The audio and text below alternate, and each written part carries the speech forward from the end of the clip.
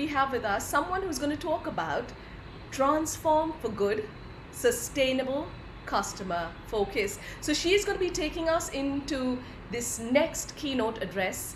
The founder, CX Implementation Advisor, Founding Director, European Customer Consultancy. We have with us Ms. Olga Potaptseva, who is someone who specializes in agile CX implementation. Her unique CX implementation toolkit allows clients across the world to launch and progress their CX efforts 3 to 4 times faster by combining best practice in project management with deep expertise in customer experience. She is passionate about promoting and advancing CX as a structured business discipline. Everybody at home, we are putting our hands together, making sure it's a thunderous round of applause. Are you ready? That's the question, because I'm going to welcome onto our screen right now Olga Potaptseva to take this keynote address. Everybody, a huge round of applause. I can hear my applause and we can feel your energy and applause coming across to us. Welcome, Olga. Thank you for your presence here. The session's all yours. Thank you very much. I'm just going to start sharing my screen. It is my pleasure to be here with you today. And the song is playing for a reason, which you will understand a little bit better as we speak. Life is like on Jupiter and Mars. So hopefully that has put you into a mood to listen about CX dreaming and CX as a sustainable focus.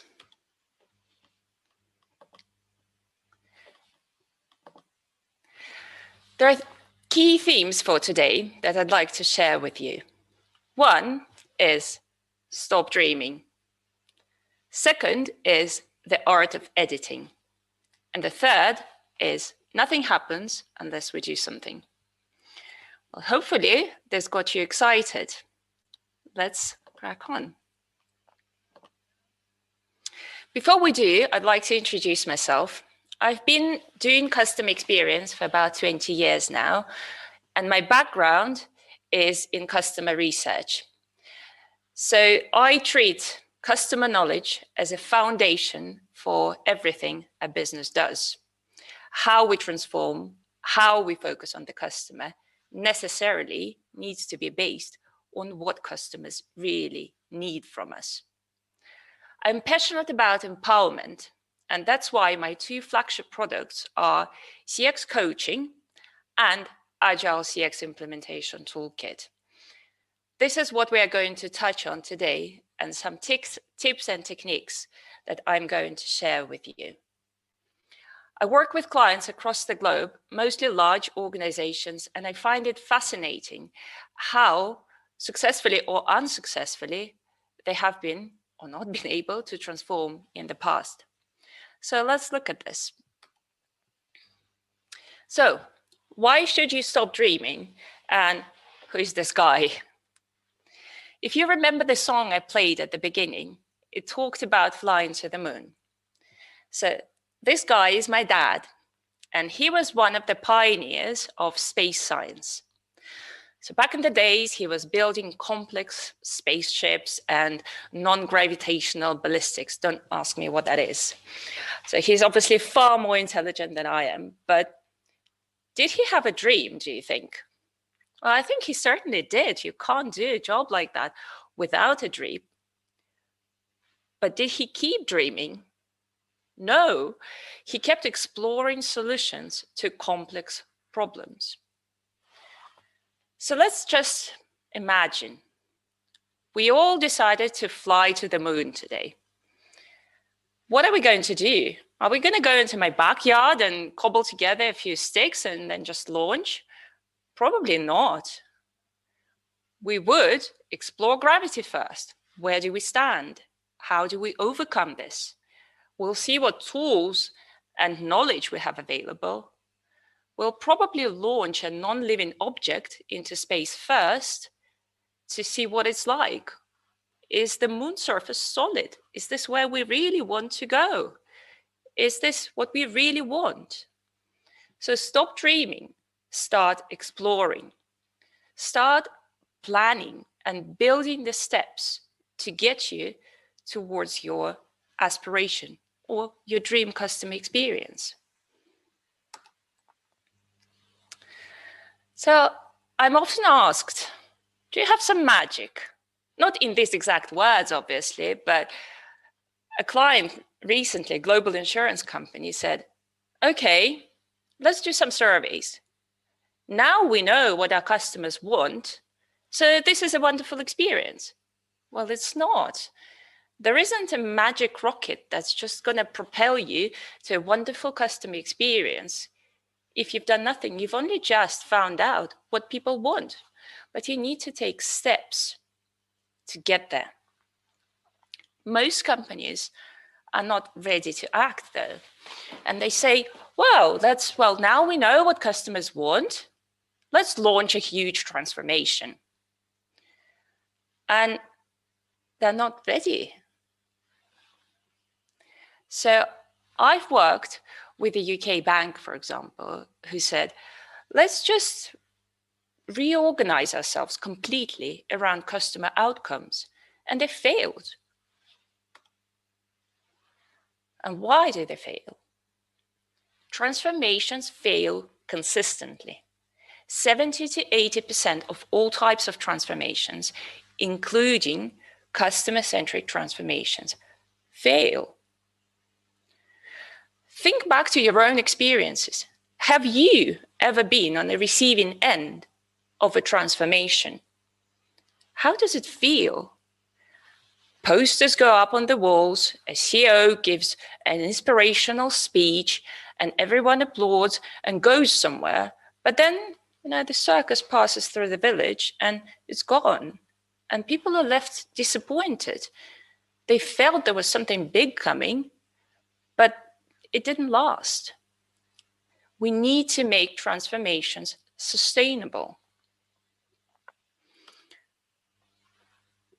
What are the key factors for failing transformations? Number one is losing sight of the customer. We're building a strategy, we're drawing journey maps, but what is the customer experiencing? As far as they're concerned, nothing's happening. All of it is internal. The second failure factor for transformations is doing too much at once. As I said, embarking on a huge project, such as reorganizing everybody, is a tough thing to do, not just from a functional, but also from an emotional and employee experience perspective. A third failure factor for transformations is we don't know what's really making an impact.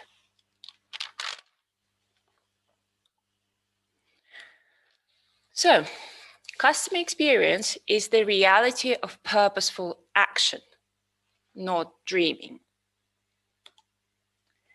But if it's not the transformation, where do we start? And I'd like to introduce you to my second thought of the day, is the art of editing. Now, you have probably not heard of this person, or some of you may have. This is Michael Kahn. Michael Kahn is the most nominated editor for the Oscar Academy Awards in history. Just think about it. He's been nominated more times than anyone else. And he's not exactly a household name, but the films that he's edited are. He is a chief editor for Steven Spielberg. He's edited films like Saving Private Ryan, Raiders of the Lost Ark, Schindler's List. So now you're getting to see what I mean, don't you? His work made these films a great experience. And how? By removing the non-essential details that distract from the meaning and prevent focus. In the previous presentation, we've just heard about the importance of focus, and I absolutely echoed that. So you need to become the editor of your customer experience. to make it hard not to see what's important. I've worked with a global pharma company recently, and we started off with more or less a blank sheet in terms of customer experience, even though the company have been operating for decades, of course. And they said, there's so many things that we want to do for our customers, but where do we start? Do we do them all at once? They all seem to be important. So what I did is obviously reviewed all of their data sources, their customer feedback, their database insights, but then listened to the employees.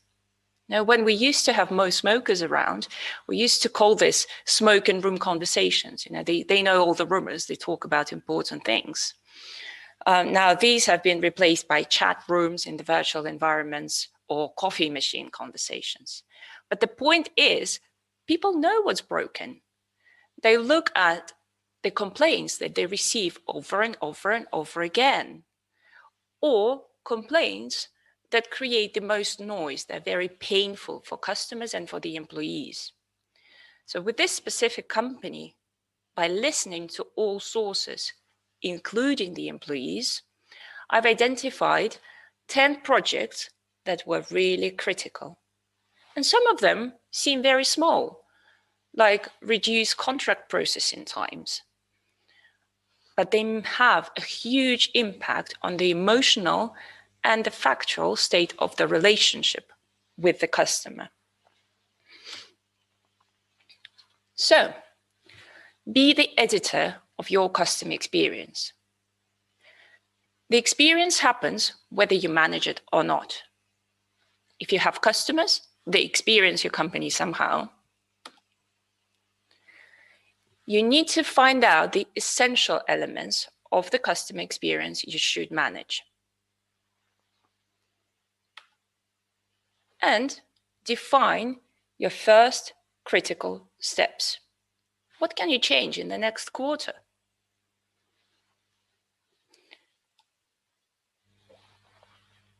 This brings me to my third thought for the day.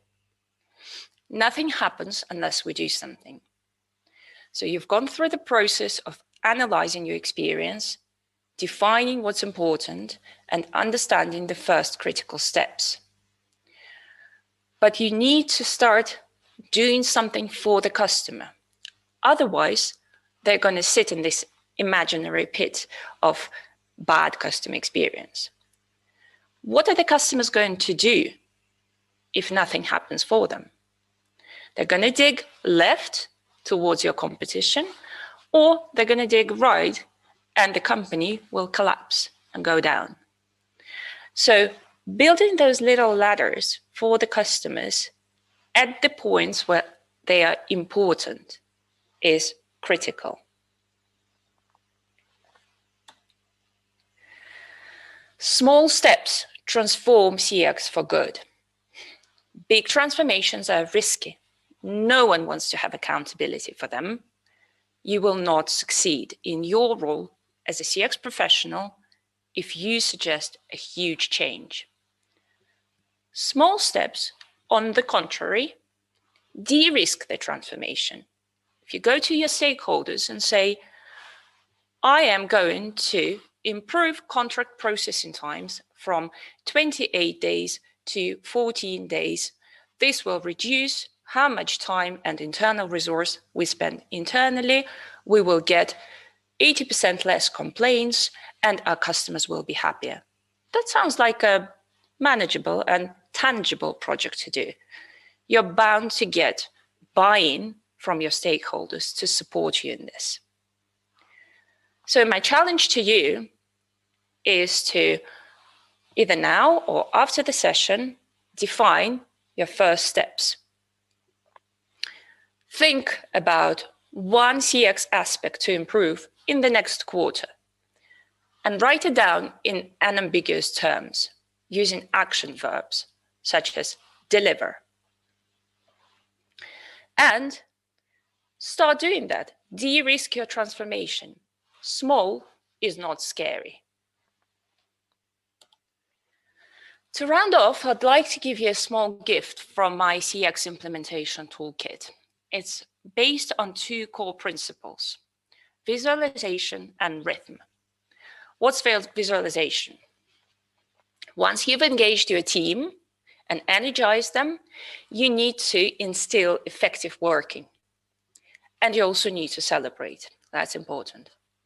So visualization is literally writing things down in an unambiguous way and making access easy. We have specific tools, shared online documents, where people can write their tasks or CX improvement projects, if you like. A big advantage of these online shared tools is that all of your team can contribute. It's not something written on your notebook. It's not on your fridge door. It's a collaborative effort by definition. And this works. It's consistent, it's easy, and it's accessible.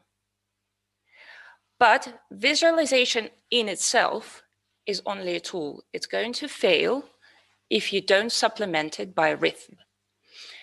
And the rhythm is an agreed system of meetings and briefings where you talk about your projects and you update your visualization documents. This will keep the project alive. What we tend to do is to have meetings every week for about 1 hour to align. Every other week, we have a retrospective meeting to analyze. And every day, we have 10 or 15-minute stand-up meetings to set the tasks for the day. So this gives us a structure. Now, this structure can't be set in stone because your audiences may be very different. In the example I shared before with a pharma company, it took us a while to engage the management team just because they don't engage well in agile methods. So what we did is adapted our visualization tools and our rhythm to have a management dashboard and discuss it every 2 weeks. We still use collaborative practices. We still use shared documents where people contribute. We use psychological triggers for enjoyment. And in about 2 or 3 months, which is longer than we usually have, the management population was so into making the difference to the customer. They understood how this can be done, why they need to do this, and they could see it being done consistently and continuously. So that's the power of templates for visualization and keeping to the rhythm for progress. So my final thoughts. CX is not just about dreaming. It is about taking action. With your limited resources, we need to eliminate or edit non-essential actions. And executing with agility is key to a successful, lasting CX transformation. Thank you very much for listening, for being here. I'd be very happy to take any questions now, if we have time, or you can email your questions to me or connect on LinkedIn. Looking forward to continuing our conversation. Thank you. Thank you so much, Olga. That was amazing because you kind of got us into this space of it was amazingly clear. You know, you gave us points that you can actually take back and implement pretty immediately, actually. So thank you. I think it brought a lot of clarity to the way that I was thinking as well. And everyone back in the auditorium, I'm pretty sure that you're enjoying how this entire day is unfolding. So with that, we've come to the close of this session. But before you go, Olga, when I say customer, you say FEST. Customer? Best. Absolutely. Thank you so much. Thank you for joining us here today.